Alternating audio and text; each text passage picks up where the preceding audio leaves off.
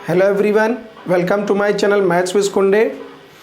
हो सकता है थोड़ा सा आप लोगों को लाइट डिम लग रहा हो, लेकिन कोई प्रॉब्लम नहीं। प्रोजेक्टर की वजह से थोड़ा सा लाइट हम लोगों ने डिम किया है, लेकिन बोर्ड पर आप लोगों को क्लियर राइटिंग दिखाई देगी।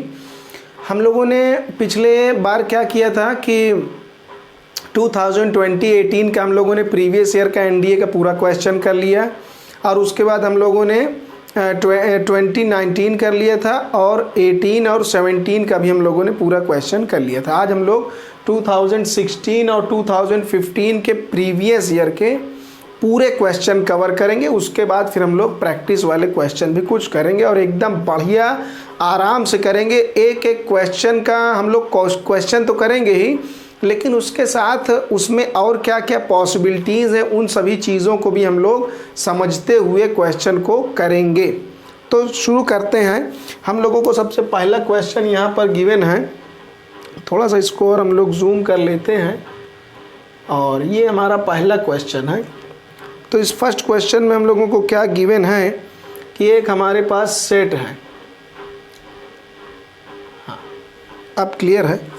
तो इसमें क्या हमें गिवन है कि let S be the set of all distinct numbers of the form p by q। इसमें हम लोगों को एक सेट गिवन है, बहुत आराम से करना है, सावधानी से। ये क्वेश्चन में कुछ बच्चों को कन्फ्यूज़न भी हो सकता है और गलत आंसर भी लगा सकते हैं। वही हम लोगों को देखना है कि क्या क्या चीज़ें बच्चे सोच के दूसरा ऑप्शन में टिक कर सकते हैं। जैसे इस क्वेश्चन में गिवन है, ये बोला है हमारा कि P और Q जो है इस सेट में बिलोंग करेंगे। 1 से लेकर 6 में कुछ भी हो सकता है। तो बोल रहा है हमें सेट निकालना है ऑल डिस्टिंक्ट नंबर, उन सभी डिस्टिंक्ट नंबर का हमें सेट बताना है कि कितने नंबर ऐसे बनेंगे इनको यूज़ करके जो P बाई Q फॉर्म के होंगे। मतलब P बाई Q फॉर्म के कितने नंबर बनाए जा सकते हैं इनको यूज़ करके। तो ऐसा कोई लॉजिक लगा सकता है कि ठीक है, कोई दिक्कत नहीं, हम 1 को पकड़ेंगे और 1 के नीचे भाई 6 एलिमेंट आ सकते हैं कोई भी। तो 1 को लिखने के 6 तरीके हैं। फिर 2 को पकड़ेंगे, 2 के नीचे कोई भी आ सकता है, तो 2 के नीचे भी 6 तरीके से एलिमेंट लिखे जा सकते हैं, और ऐसे ऐसे करके 6 एलिमेंट हैं। तो भाई 6 को लिखने के भी 6 तरीके हो जाएंगे। भाई 6 को पकड़ेंगे, उसके नीचे इसको लिख देंगे। ऐसा भी सोचा जा सकता है। तो उस तरीके से आ जाएगा 6 नंबर, और हर एक नंबर को के नीचे लिखने का 6 तरीका। तो 6 × 6 36। तो इस तरह से हो जाएगा गलत। ये ऑप्शन गलत हो जाएगा 36, क्योंकि हमसे क्वेश्चन में बोला है ऑल डिस्टिंक्ट नंबर। अच्छा, ऐसा ऑप्शन भी दिया है 36, तो जल्दीबाजी में कोई 36 में टिक लगा दिया, गड़बड़ हो जाएगा। तो इन चीज़ों को बड़ा ध्यान रखना है। ये ऑप्शन नहीं होगा, हमें करेक्ट देखना है कि क्या होगा। डिस्टिंक्ट नंबर्स बोला है, तो हम लोग इस तरीके का इसमें टेक्निक नहीं लगा पाएंगे, नहीं तुरंत आंसर गलत हो जाएगा। तो अभी डिस्टिंक्ट निकालना है हमें। तो हम लोग क्या करेंगे, इसमें डिस्टिंक्ट निकालना है। तो क्या करें, अभी हमें अलग से करना पड़ेगा। जैसे हमें P बाई Q निकालना है, तो हमने P की जगह यहाँ पर लिख दिया 1। तो अब Q की जगह हम कुछ भी लिख सकते हैं, 1/1, फिर 1/2, 1/3, 1/4, 1/5, 1/6, सभी डिस्टिंक्ट हैं। तो हमने कितने नंबर इस तरह के बना लिए, 6 नंबर बना लिए। अब हम 2 को पकड़ेंगे, 2 के नीचे 1, 2 के नीचे अगर हम 2 लिखेंगे तो यही 1 आ जाएगा। 1/1 को हम क्या लिख सकते हैं, हम 1/1 को 1 लिख सकते हैं। नॉर्मली हमने ऐसे ही लिख दिया, ये 1/5 लिखा। तो अब हम 2 को पकड़ेंगे, तो 2 के नीचे 1, फिर 2 के नीचे 2 करेंगे तो 1 आएगा। ये पहले से लिखा है, उसको हमने छोड़ दिया। 2 के नीचे 3, अब 2 के नीचे 4 लिखेंगे तो 2/4 क्या आएगा, हाफ। वो पहले से आ चुका है, इसे हम छोड़ देंगे। तो हमें ऐसे करना पड़ेगा। 2/4 तो 2/5, उसके बाद 2/6, 2/6 1/3, ये आ चुका है, उसको हम छोड़ देंगे। तो ये सब प्रॉब्लम था कि इस तरह करने से वो सभी काउंट हो जा रहे थे जो रिपीट हो रहे थे। तो अब इस तरीके से नहीं करना, इस तरह अलग अलग करके सबको ऐड करना पड़ेगा। तो 3 को लेंगे, तो 3/1, 3/2, 3/3 करेंगे 1 आ जाएगा, उसको हम छोड़ देंगे। फिर 3/4, ये अभी तक नहीं आया है, 3/5 नहीं आया, 3/6 करेंगे तो 1/2 आ जाएगा, उसको छोड़ देंगे। तो कितने हो गए, 4। वैसे ही हम 4 को पकड़ेंगे, 4/1, 4/2 कितना आएगा, 2 आएगा, मतलब 2/1 ये आ चुका है। छोड़ देंगे 4/2, उसके बाद 4/3, 4/4 करेंगे 1 आ जाएगा, वो आ चुका है। 4/5 अभी तक नहीं आया। 4/6 करेंगे तो कट करके क्या आएगा 2/3 आएगा। 2/3 हमारा आ चुका है, छोड़ देंगे। तो ये हमारा हो गया कितने इस तरीके के बन गए 3। अब 5 को पकड़ेंगे 5/1, 5/2, 5/3, 5/4, 5/5 1 आ चुका है, छोड़ देंगे 5/6। 1 2 3 4 5 ऐसे नंबर हमें मिले। अभी 6 को देखना है। 6/1, 6/2 करेंगे तो 3 आएगा, 3 आ चुका है हमारा, ये 3/1 3 है। उसके बाद 6/1, 6/2, 6/3 करेंगे तो 2 आएगा, वो भी आ चुका है। फिर 6/4, 6/4 मतलब 3/2, वो भी हमारा आ चुका है। फिर ओनली 6/5 एंड 6/6 1, तो ये केवल 2 ही देगा। तो सबको ऐड कर लेना। तो कितने होंगे 4 3 7 हो गए, 7 3 10, 10 5 15 हो जाएगा। अब 15 और 2 17, और यहाँ ये हो गया 6, 17 और 6 23। तो 23 इसका करेक्ट ऑप्शन होगा बी। जल्दबाजी में क्वेश्चन नहीं करना है, आराम से पढ़ के तब करना है। तो 23 करेक्ट आंसर होगा बी वाला।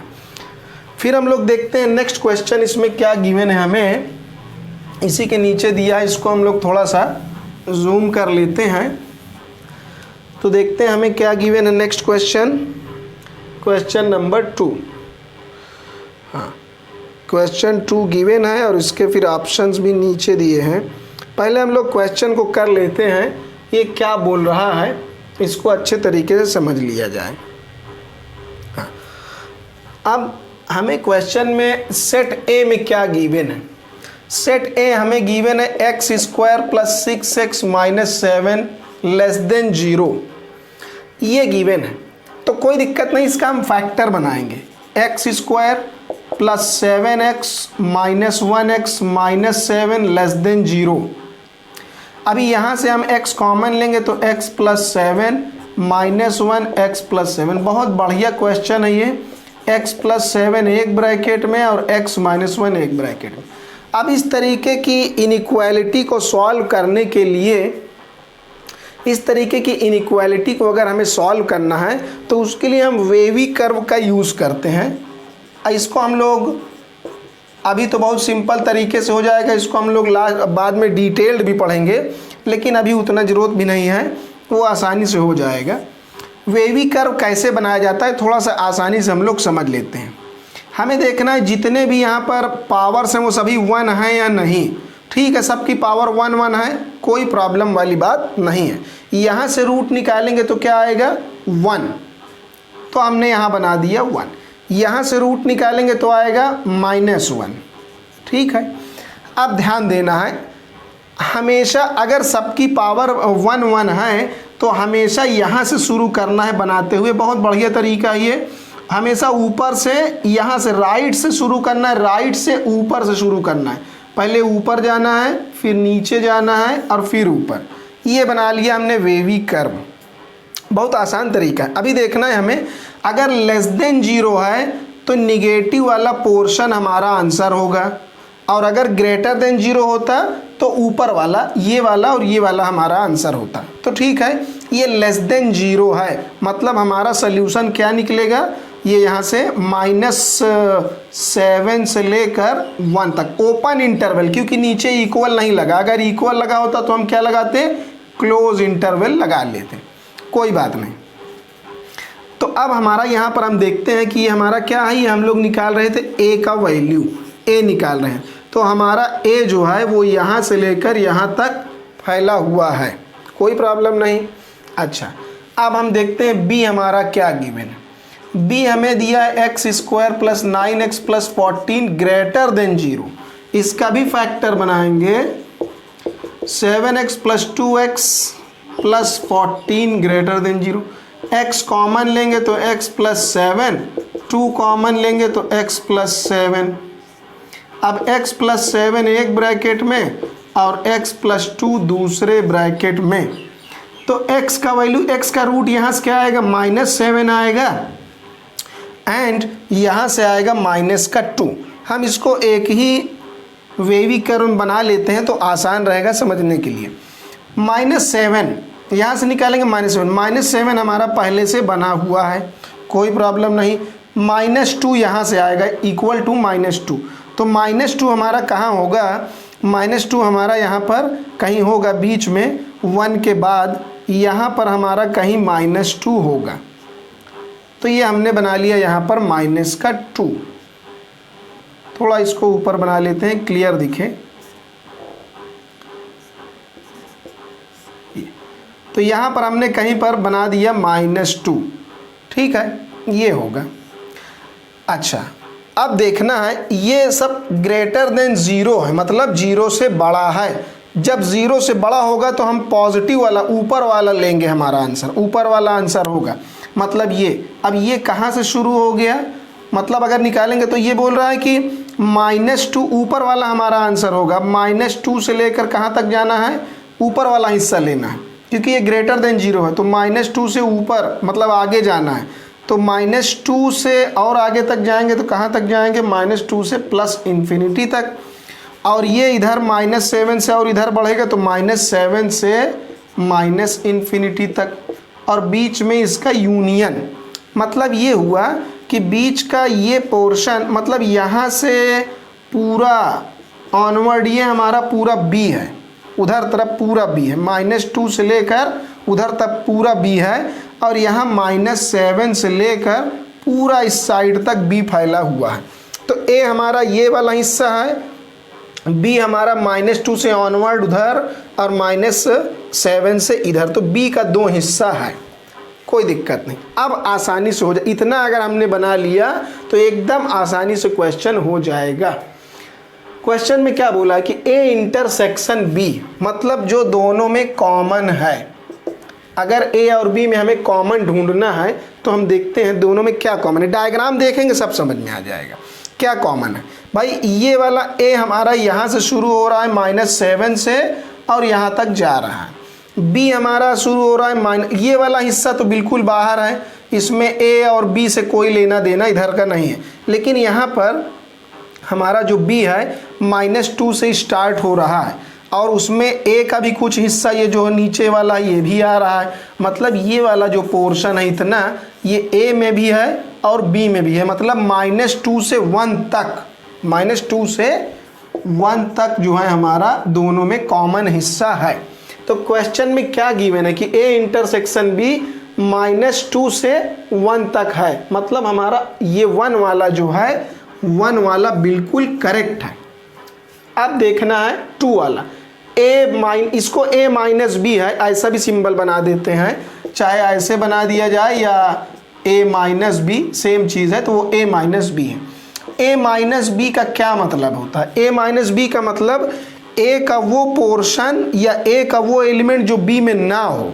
तो A का कौन सा हिस्सा B में नहीं है, भाई ये वाला हिस्सा तो B के हिस्से में आ रहा है क्योंकि B यहाँ से शुरू है। तो ये वाला पोर्शन जो है A का वो B के कांटेक्ट में बिल्कुल नहीं है, -7 से -2 तक। तो देखते हैं -7 से -2 तक, मतलब 2 वाला भी बिल्कुल करेक्ट है। तो हमारे दोनों ऑप्शन करेक्ट हैं।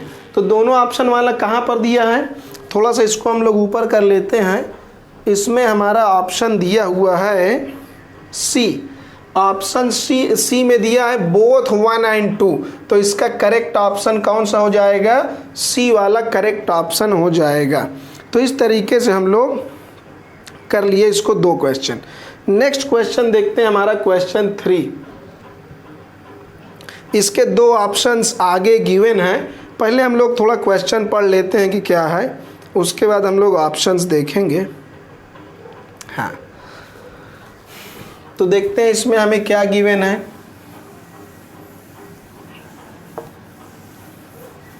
क्वेश्चन 3 में क्या बताया गया है। हाँ, इसमें हमें गिवन है अ कॉइन इज टॉस्ड 3 टाइम्स, एक सिक्के को 3 बार उछाला जाता है। तो भाई एक सिक्के को अगर 3 बार उछालेंगे तो उसमें कितने आउटकम्स होंगे, 8 आउटकम्स। वो हम लोग बना लेते हैं। हेड हेड होगा, फिर हेड हेड टेल होगा, फिर हेड टेल टेल होगा, फिर टेल टेल टेल होगा, और टेल टेल हेड होगा, टेल हेड हेड होगा, और उसके बाद फिर tail head and tail head tail, ऐसे करके 8 होंगे। 1 2 3 4 5 6 7 8, 8 बनेंगे, क्योंकि 3 सिक्के 3 कॉइन को टॉस करने पर इतने आउटकम बनेंगे, 8 आउटकम्स, कोई दिक्कत नहीं। ए में क्या बोला है, नो हेड अपीयर्स, कोई भी हेड ना दिखे, तो भाई हेड तो सब में दिख रहे हैं केवल इसको छोड़कर, तो ये हमारे इसमें आ जाएगा।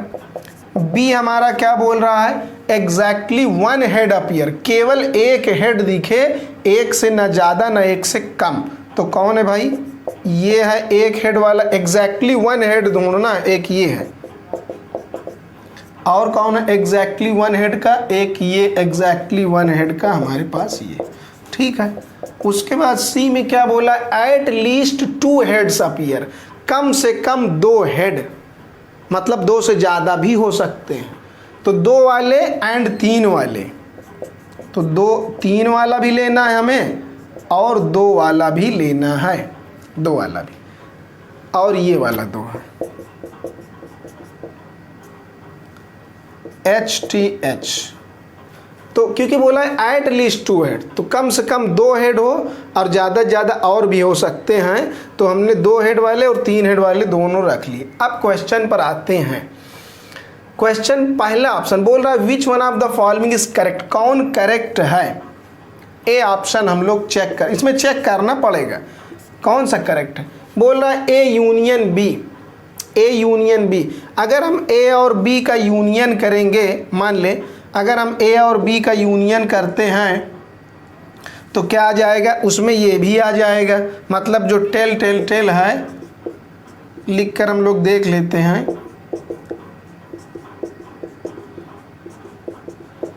ये आ जाएगा हमारा ए यूनियन बी, ए और बी को हमने इकट्ठा कर लिया, फिर इंटरसेक्शन लेना है किसका, बी ए यूनियन सी, मतलब ए और सी को इकट्ठा कर लेना है। तो ठीक है, अगर हम लोग बिना लिखे अगर जान पाए तो ज़्यादा अच्छी बात है, लेकिन हम लिख कर दिखा देते हैं।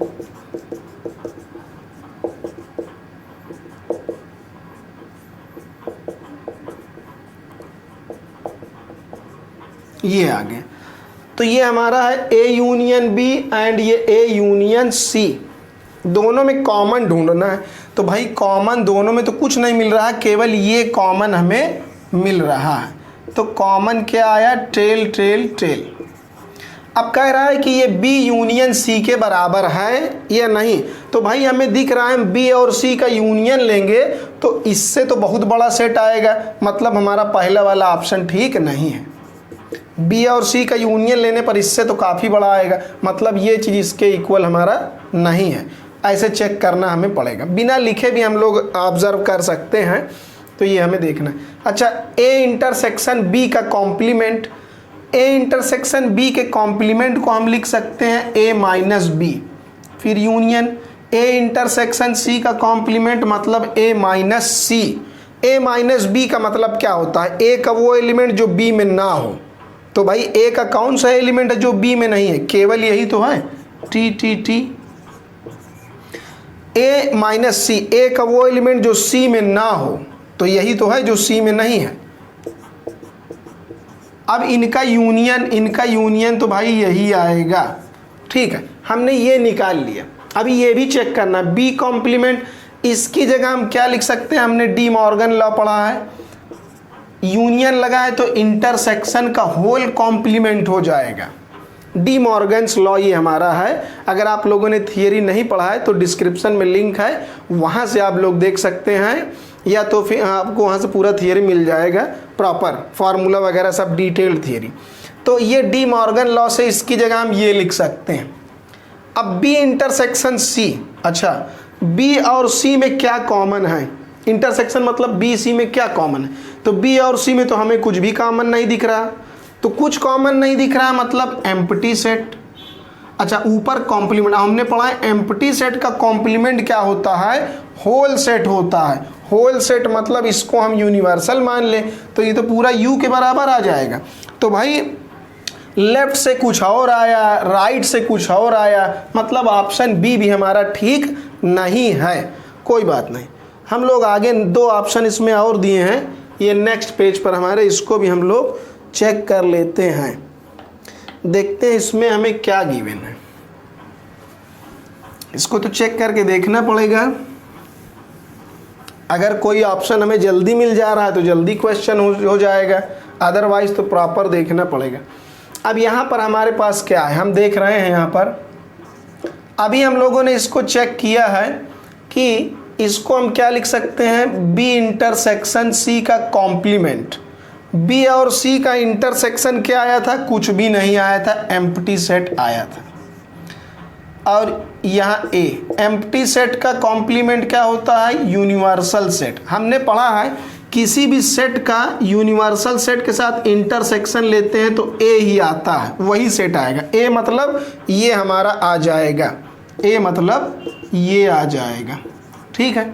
अब हम इसको जरा इधर से चेक कर लेते हैं, A union B union C. भाई ये दिख रहा है, अगर हम ए बी सी सबका यूनियन लेंगे तब तो पूरा ये हमारा यूनिवर्सल सेट जो पूरा आगे तक लिखा था वो बन जाता। तो राइट से हमारा क्या आएगा, A union B union C सबको हम इकट्ठा कर लेंगे तो पूरा यूनिवर्सल सेट बन जाएगा। भाई इससे तो बड़ा ही होगा, यूनिवर्सल सेट आएगा, मतलब ये दोनों इक्वल नहीं, मतलब ऑप्शन सी भी हमारा करेक्ट नहीं है। तो ऑब्वियस है फिर डी ऑप्शन ही करेक्ट होगा। लास्ट में मिला, बहुत इसमें मेहनत करना पड़ा।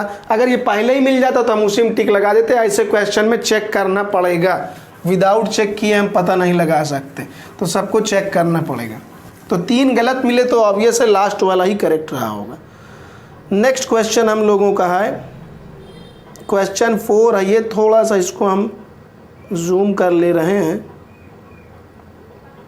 हाँ अभी ये क्लियर है। In an examination 70% student passed in physics.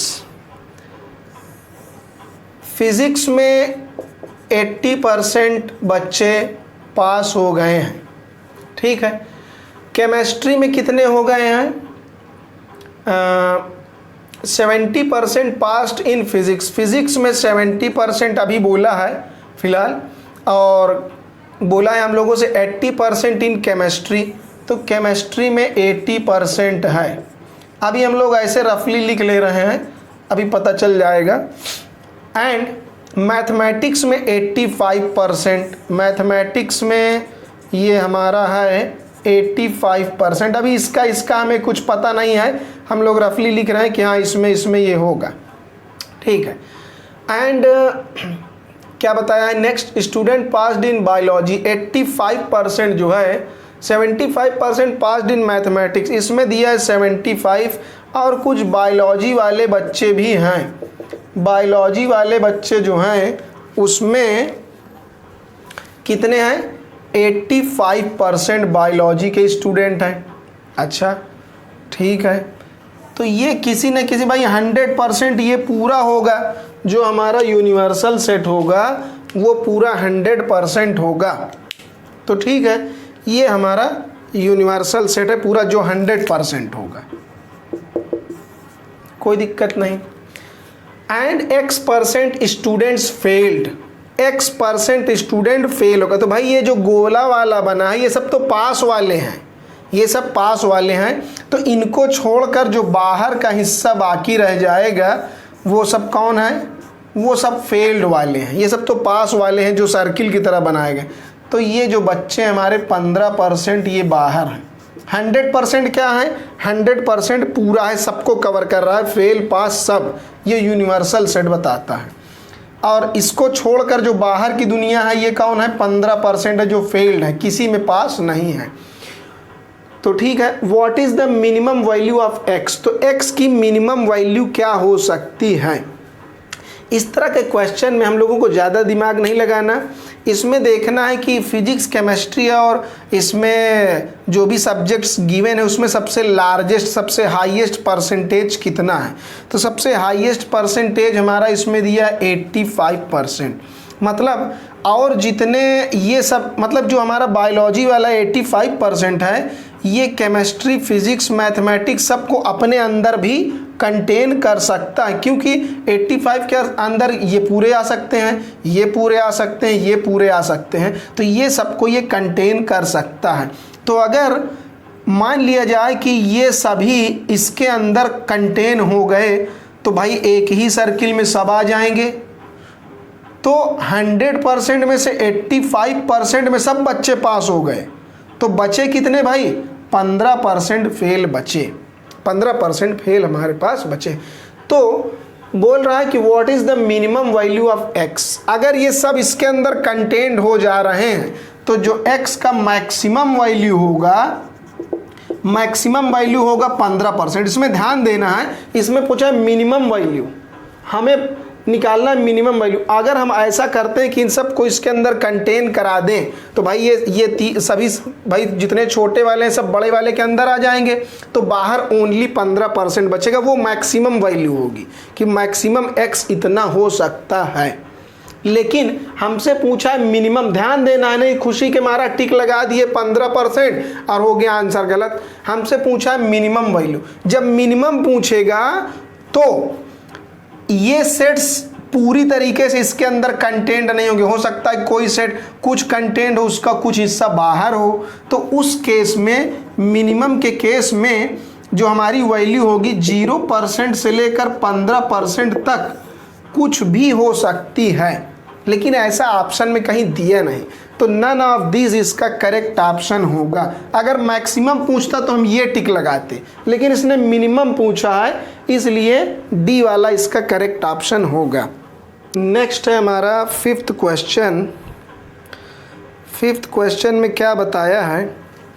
In A class of 60 student, 60 बच्चों का क्लास है। इसमें बोल रहा है 45 स्टूडेंट्स लाइक म्यूज़िक। म्यूज़िक को पसंद करने वाले कितने लोग हैं? 45। तो भाई ठीक है, म्यूज़िक वाले हमारे पास कितने हैं? 45 हैं म्यूज़िक वाले बच्चे। और डांस वाले बच्चे हमें कितने गिवन हैं? 50। कॉमन कितने हैं वो हमें नहीं पता, हमने मान लिया x है, हमें नहीं पता, वो गिवन नहीं इसमें। और बोला है 5 स्टूडेंट्स लाइक नाइदर, 5 ऐसे बच्चे जिनको कुछ नहीं पसंद। भाई 60 बच्चों का सर्वे किया गया, उसमें से 5 को कुछ नहीं पसंद, तो भाई 55 बच्चे जो हैं इन्हीं लोगों को कुछ ना कुछ पसंद है, या तो म्यूज़िक या तो डांस। तो 60 में से 5 बच्चों को कुछ पसंद नहीं, तो 5 को भगाओ, 55 बचे। तो ये यूनियन है, मतलब म्यूज़िक और डांस का यूनियन कुल मिलाकर दिए हैं 55। बस इसमें फार्मूला हमें लगा देना है। ये हम लोगों ने फार्मूला पढ़ा है म्यूज़िक यूनियन डांस का। क्या होगा? नंबर ऑफ म्यूज़िक वाले और नंबर ऑफ डांस वाले माइनस इंटरसेक्शन, माइनस का म्यूज़िक और डांस में इंटरसेक्शन। तो ये हो गया 55, म्यूज़िक वाले दिए हैं 45, डांस वाले दिए हैं 50, माइनस का इंटरसेक्शन में कितने हैं हमें नहीं पता, लेट कर लिया हमने x। तो ये कितना हो जाएगा? 95 में से 55 माइनस हो जाएगा, तो 40 इसका करेक्ट आंसर हो जाएगा। 40 मतलब इसका बी ऑप्शन हमारा करेक्ट है। अब ये हमारा क्वेश्चन 6 है। इस क्वेश्चन 6 में क्या बताया गया है? इसमें एक सेट है, सेट ए के अंदर हमें 1 से लेकर 10 तक पूरे नंबर्स दिए हुए हैं। बोला then the numbers of subsets of A containing exactly 2 elements. तो मतलब हमें भाई इसके कितने सबसेट बनेंगे? हम लोगों को पता है कोई भी सेट के अंदर जितने नंबर्स हों, जब जितने भी एलिमेंट्स हों, उसको 2 का पावर हम लगा देते हैं, तो 2 का पावर 10 इतने इसके सबसेट्स होंगे। लेकिन हमें सभी सबसेट्स नहीं चाहिए, हमें वो सबसेट चाहिए जो ओनली 2 एलिमेंट कंटेन करता हो। तो सीधी सी बात है, हम लोग इसमें लगा देंगे कॉम्बिनेशन। 10 एलिमेंट्स में से कोई भी 2 एलिमेंट कितने तरीके से हम सेलेक्ट कर सकते हैं, जितने तरीके सेलेक्ट करेंगे उतने ही सबसेट बनेंगे। बस सिंपल। 10 फैक्टोरियल 2 फैक्टोरियल, 10 में से 2 जाएगा 8 फैक्टोरियल, फिर 10 × 9 × 8 फैक्टोरियल हमारा इससे कैंसिल, एंड 2 का फैक्टोरियल 2 होगा, ये हो जाएगा 90 को 2 से कट करेंगे 45 हमारा करेक्ट आंसर सी वाला हो जाएगा। फिर नेक्स्ट क्वेश्चन हमारा है क्वेश्चन नंबर 7। थोड़ा सा इसको हम लोग जूम कर ले रहे हैं। क्वेश्चन 7 ये भी हमारा 2015 में आया हुआ है। ये हमारा क्वेश्चन, इसमें क्या गिवन है देखते हैं। इसमें हमें बताया हुआ है कि एक सेट A है, x is a multiple of 3। x जो है वो 3 का मल्टीपल है। तो भाई अगर वो 3 का मल्टीपल है तो उसमें 3, 6, 9, 12, 15, 18 एंड उसके बाद 21, 24 एंड सो ऑन ऐसे करके होंगे।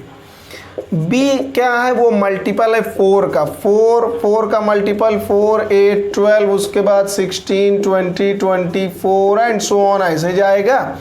और c क्या है, c is a multiple of 12। तो 12 का टेबल इसमें हम लोग ऐसे करके लिख देंगे। ठीक है, तो बोल रहा है which one of the following is a null set, मतलब कौन सा सेट एम्प्टी सेट है, हमें ये समझना है। यहाँ पर जो ऐसे बनाया है स्लैश की तरह, ये माइनस है, इसको हम a माइनस बी पढ़ेंगे। ये स्लैश की तरह भी बना दिया जाता है, इसको a माइनस बी पढ़ते हैं। तो हम लोग सबसे पहले उन ऑप्शंस को देख लेते हैं जो देखकर तुरंत हमें पता चल जाए कि जो नल सेट नहीं, उस पर हम लोग फिर फोकस नहीं करेंगे, समय बचाएंगे। तो हमें पता लगाना है कि कौन सा नल सेट है। तो जैसे हम लोग यहाँ पर ऑप्शन सी देख रहे हैं, बोल रहा है A intersection B intersection C। भाई A और B में तो हमें कुछ कॉमन मिल रहा है। A और B में हमें 12 कॉमन मिल रहा है, फिर उसके बाद 24 कॉमन मिल रहा है। ठीक है, अच्छा तो इन दोनों में क्या कॉमन मिला, 12 का टेबल कॉमन मिल गया। अब A और B का इंटरसेक्शन लेने के बाद C के साथ, तो जब A और B का इंटरसेक्शन लेंगे तो उसमें 12, 24 एंड सो ऑन ये आएंगे। और जब इस A और B का इंटरसेक्शन लेने के बाद C के साथ लेंगे तो इन दोनों में इंटरसेक्शन मतलब कॉमन वही 12, 24 एंड सो ऑन आएगा, मतलब ये एम्प्टी नहीं है। तो ये हमारा आंसर नहीं होगा। ठीक है, दूसरा हम लोग देख लेते हैं। तो जो आसानी से दिख जाए उस पर ज़्यादा हमें फोकस नहीं, तो ये हमारा ऑप्शन नहीं हो सकता। देखेंगे A intersection B, A intersection B, A intersection B मतलब जो A और B में कॉमन है वो हमने ये निकाल रखा है। बोल रहा है A इंटरसेक्शन B का माइनस C, इसको माइनस की तरह ही समझेंगे, ये माइनस है तो माइनस C मतलब भाई A इंटरसेक्शन B और माइनस C मतलब A इंटरसेक्शन B का वो एलिमेंट जो C में ना हो, जो C में ना हो। तो ऐसा कौन है जो C में नहीं है, तो भाई ऐसा तो कोई नहीं है, सभी C में है। सभी C में तो मतलब हमारा ये निकला कि A intersection B minus C मतलब A इंटरसेक्शन B इसका कौन सा एलिमेंट है जो C में नहीं है। भाई सब एलिमेंट हैं, कोई भी ऐसा नहीं है जो इसमें ना हो, सब के सब हैं, मतलब यही क्या होगा, हमारा एम्प्टी सेट होगा। तो जो ज़्यादा इजी लगे पहले वही चेक कर लेना है। अगर B, C और D में कुछ ना मिलता तब हम A और B को चेक करने जाते। तो इस तरीके से हमें ये पहले ही मिल गया, तो हमारा ऑप्शन जो है C हो जाएगा। हम लोग A और B को भी चेक कर लेते हैं। जैसे A minus B, A minus B का मतलब A का वो एलिमेंट जो B में ना हो। अब A के कौन से एलिमेंट B में नहीं है, बहुत सारे हैं। 3 नहीं है, 6 नहीं है, 9 नहीं है, तो 3, 6, 9 ये सभी आ जाएंगे। अच्छा तो ये आ गया। अब इसका यूनियन लेंगे C के साथ, तो भाई जब इसका यूनियन हम C के साथ लेंगे तब तो एम्प्टी नहीं आएगा, तो कुछ ना कुछ तो आएगा, तो ये भी नल सेट नहीं हुआ। उसी तरह इसको भी हम चेक कर लेंगे। A माइनस B करेंगे तो ये आया हमारा, फिर माइनस C करेंगे तो मतलब ये हम लोगों ने निकाला था A माइनस B। तो इसका कौन सा एलिमेंट जो C में नहीं है, भाई यही सब तो है। 3 नहीं है, 6 नहीं है, 9 नहीं है, तो सब आंसर आ जाएगा। तो ये भी एम्प्टी नहीं है। तो हमारा जो ऑप्शन मिला वो हमारा एम्प्टी कौन सा मिल गया था, C वाला हमें मिल गया था एम्प्टी। C मतलब ये हमारा D था, हाँ D वाला हमारा क्या मिल गया था, एम्प्टी सेट हमें मिल गया था। तो इस तरीके से हमारा हो जाएगा।